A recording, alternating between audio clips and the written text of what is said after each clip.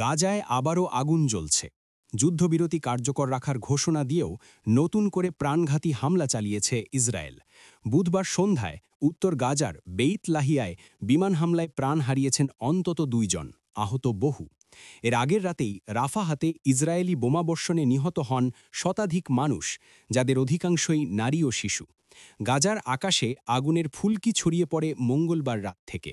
এক ইসরায়েলি সেনা নিহত হওয়ার পর প্রধানমন্ত্রী নেতানিয়াহু প্রতিশোধমূলক জোরালো হামলার নির্দেশ দেন।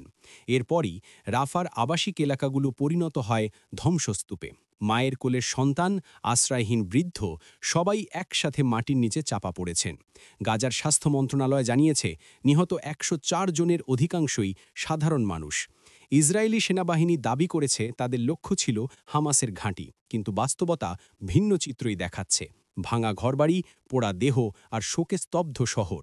হামলার কয়েক ঘন্টা পরই ইসরায়েল আবার ঘোষণা দেয় অস্ত্রবিরতি পুনরায় কার্যকর থাকবে। অথচ সন্ধ্যা নামার আগেই ফের বিস্ফোরণে কেঁপে ওঠে বেইত লাহিয়া। এই অবিরাম রক্তপাতের মধ্যে শান্তির আহ্বান জানিয়েছে জাতিসংঘ। মহাসচিব অ্যান্টোনিও গুতেরেস গাজার বেসামরিক মানুষের ওপর ইসরায়েলি হামলার তীব্র নিন্দা জানিয়ে বলেন, শিশুদের রক্তে লেখা কোনো যুদ্ধবিরতি কখনো স্থায়ী হতে পারে না। মানবাধিকার প্রধান ফলকার তুর্ক একে বলেছেন ভয়াবহ বিপর্যয়। কাতার ও ইউরোপীয় ইউনিয়নও জানিয়েছে তারা এখনও শান্তি প্রচেষ্টায় আশাবাদী, যদিও ইসরায়েলের আচরণে হতাশা গভীর। অন্যদিকে যুক্তরাষ্ট্রের প্রেসিডেন্ট ডোনাল্ড ট্রাম্প বলেছেন, সর্বশেষ হামলার পরও যুদ্ধবিরতি ঝুঁকির মুখে নেই।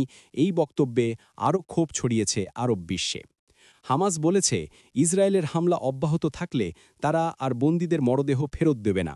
একই সঙ্গে রেড ক্রসের প্রতিনিধিদের বন্দীদের সঙ্গে সাক্ষাতের উপর ইসরায়েলের নিষেধাজ্ঞাকে মানবাধিকার লঙ্ঘন হিসেবে আখ্যায়িত করেছে তারা।